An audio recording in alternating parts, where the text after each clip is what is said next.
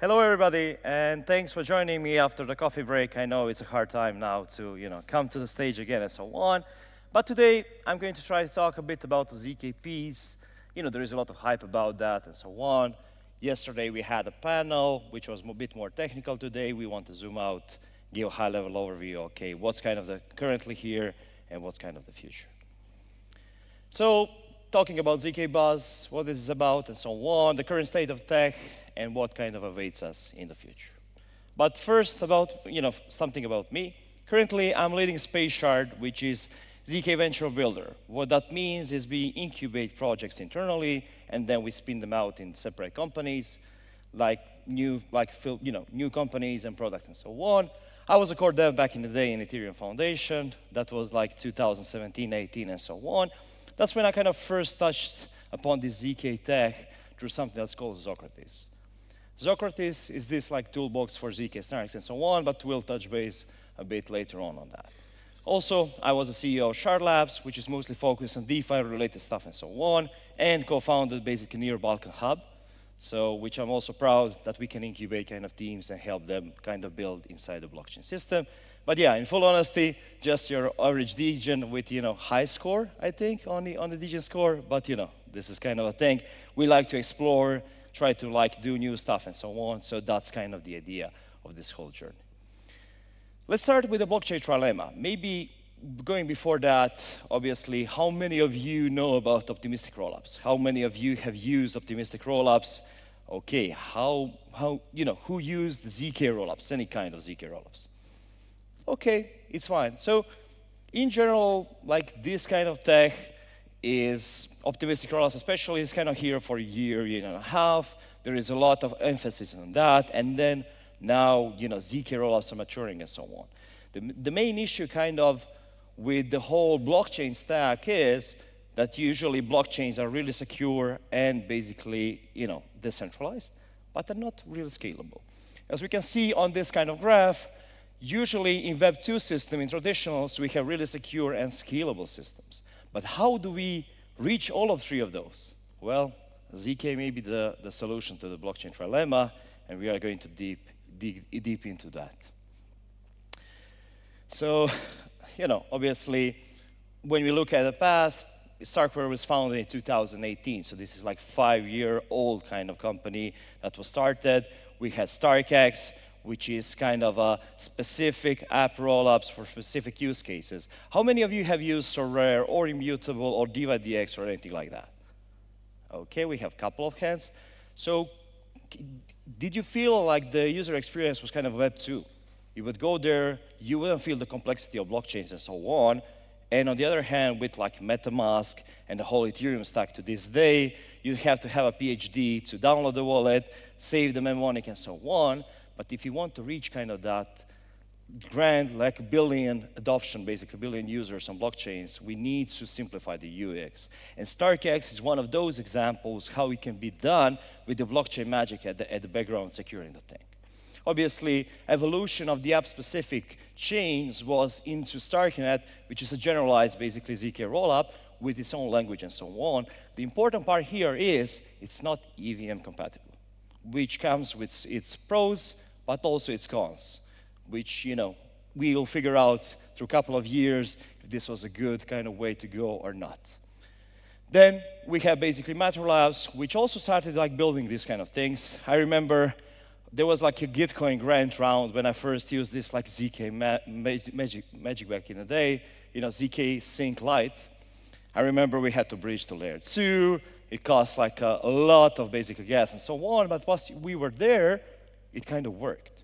It was really interesting because the gas prices back in the last bull market were huge. So, this kind of thing, ZK in production was kind of, one of the first times when we felt this. Obviously, now in 2023, we have also ZK Sync Era, which is a generalized version of this, kind of Turing complete. You can do whatever with that, and it's EVM compatible, which is really important if we want to build applications that are composable and that build basically on that skin stuff. Hermes, back in the day also we had only payments. Now we have a ZK full, ZK VM that also launched in 2023. So you can see some of the patterns here. We had specialized, single use cases and so on. And now we have a generalized kind of use cases 2023. And Scroll, for example, also started, I think, 2021 first POC, and they're kind of nearing mainnet also soon. So we can say that in the past, most of this stuff was experimental, specific use cases. Now it came to the maturity of being like completely, fully kind of on parity with the optimistic rollups and other tech. But, when we look at the numbers, well, kind of optimistic rollups still lead the way. We can see currently that in this landscape, Arbitrum has 65% of the whole TVL on the market. Optimism follows with around 19%, and the closest contender in kind of ZK space is ZK Syncera with only 4% of the market share. So we can still see that in terms of TVL, ZK Tech is a bit behind, but is basically catching up with the rest of the folks. Here we have basically another example of TPS, because with this tech, we say that Arbitrum or Optimism scales Ethereum 7x, which means you can put 7x more transactions at the same time in blocks or basically in this kind of rollup. But with ZK Tech, there is a promise that we can do this 1,000x, 10,000x. But if you look at the number, do we see those numbers on the table? Well, not really. And that's basically where this tech still has to mature and still has to be there. So when we look kind of at these numbers, let's say ZK Syncera, like the past ATPS was around 8, and with Ethereum, it's still kind of bigger than basically most of this stuff. So we can say that, ZK stuff will scale the whole thing, but currently still not. So currently it's still kind of R&D, still getting out there, still being built, but there is huge promise around this and a huge potential, potential for this kind of thing. And the last thing, but not the least, is security of the thing. So when we look at this kind of ZK Tech and so on, also like in rollups in general, we have two kind of ways to securing like the thing. So one way is with optimistic rollups, we have a thing called fraud proofs. What basically that does is every so often, in terms of optimistic rollups, once a week, they post a proof on layer 1 that anybody can challenge if they think this proof is not valid. And then potentially what you have is 2-week finality. Well, that's all fine and good, but what happens if the rollup starts working? If there is some issue with that? It's relatively simple to kind of attack the system and block the whole system from like exiting to layer 1 to Ethereum for 2 weeks. Is that acceptable? For the agents, mostly yes, but for like normal use cases and scalability down the road, probably not that much. So basically we come to this kind of idea of, okay, fraud proofs are fine for the first version, but we need basically state proofs and in general like ZK proofs, as we call them in these terms, to post them on layer 1. And here we have some interesting examples because Arbitrum kind of is there, but it's most developed, in my opinion, from all the optimistic stacks, basically optimistic rollups. Optimism, on the other hand, doesn't even have a fraud proofs, which is really, really kind of tricky. They have, one kind of fast exit if you want to do so and so on. Then we have some like others, like ZK Syncera, which has ZK proofs, and you put kind of, you put basically this kind of thing on layer 1. And if the sequencer basically fails, you can kind of transact using layer 1, which is already pretty good, because if there is a catastrophic failure on this layer 2, which is ZK kind of based, well, you can still escape to layer 1, which means that you have this escape hatch and so on. The issue on all the ZK solutions is that currently the proposers and sequencers are centralized to parties basically that own them. Usually the companies basically that own them, which is okay if we have an escape hatch or this kind of like validation mechanism where you can escape to layer 1. If you don't, well, it's kind of tricky.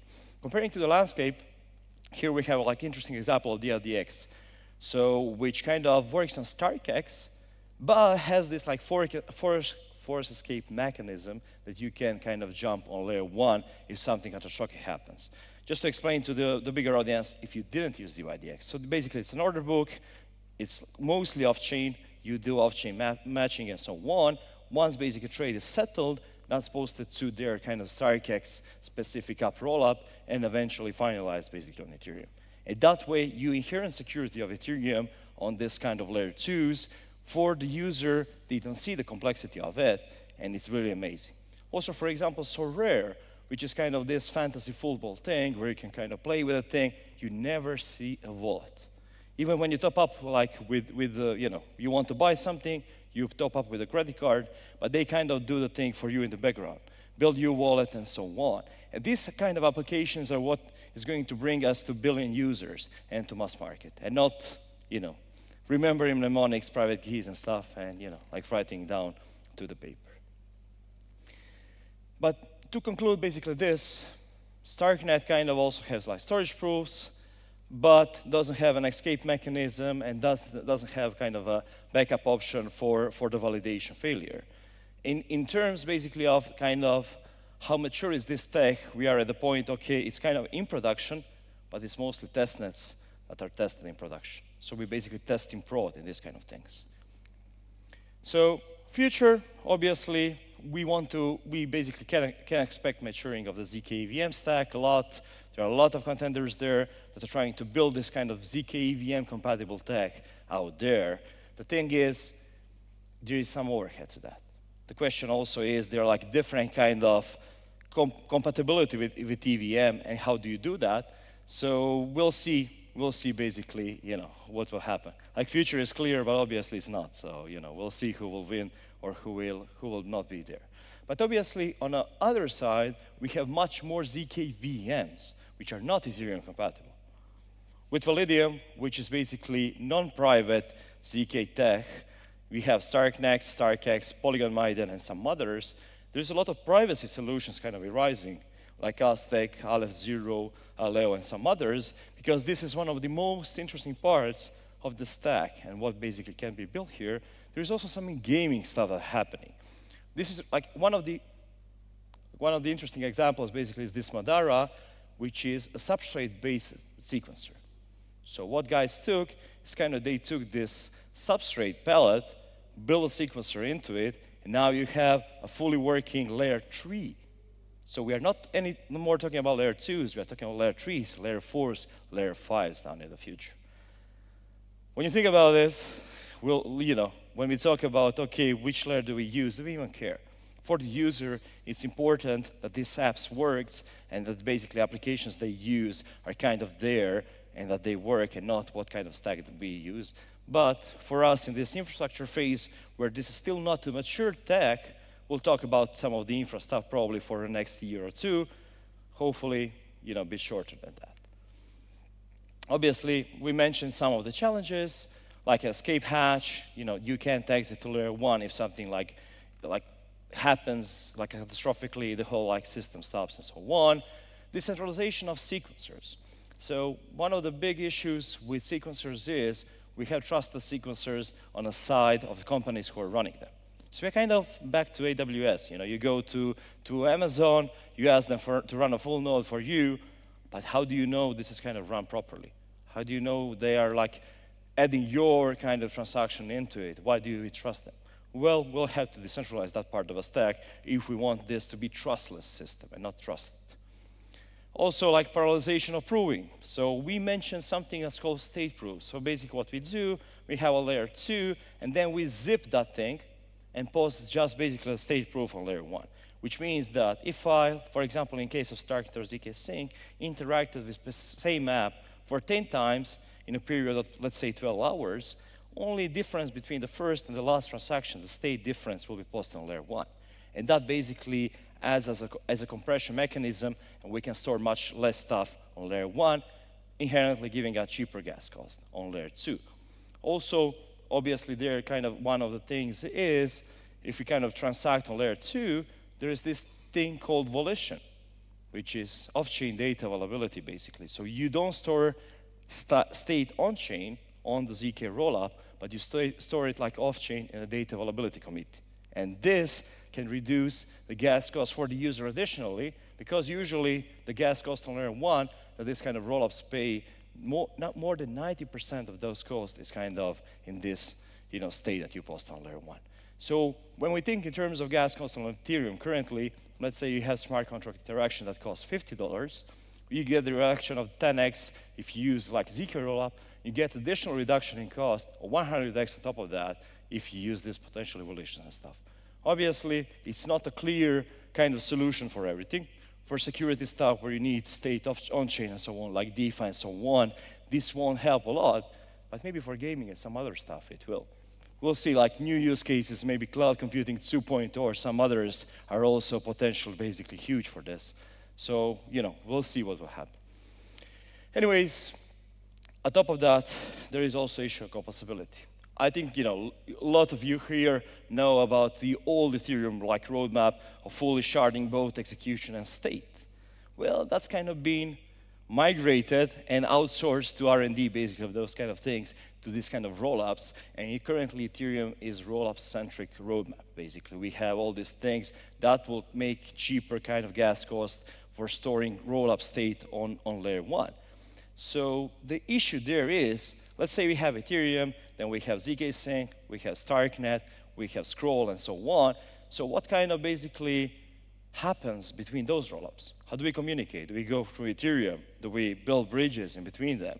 So basically, we are back at square one. Issue with composability, especially for DeFi use cases, where you need a lot of composability is kind of missing. How are we going to solve that? Some say there is an IBC kind of system, bridging, like arbitrary message passing, and so on. So there is a lot of potential for solutions. State proofs, one of the most interesting teams called Herodotus is building this. But all this stuff is still not instant. And there are some trust assumptions. But obviously, it's a huge opportunity to build something here because the whole thing is kind of open and we can explore and build it and so on. Anyways, to conclude, I think ZK Summer could start soon. We'll see with the macro and stuff like that. But we've seen that Starknet has announced a token. Probably some others basically will do the same with their ZK EVMs, non-ZK EVMs, and so on.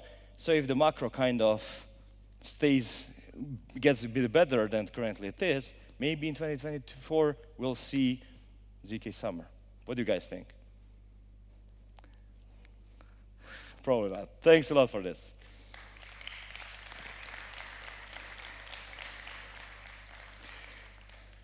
Do we have any questions?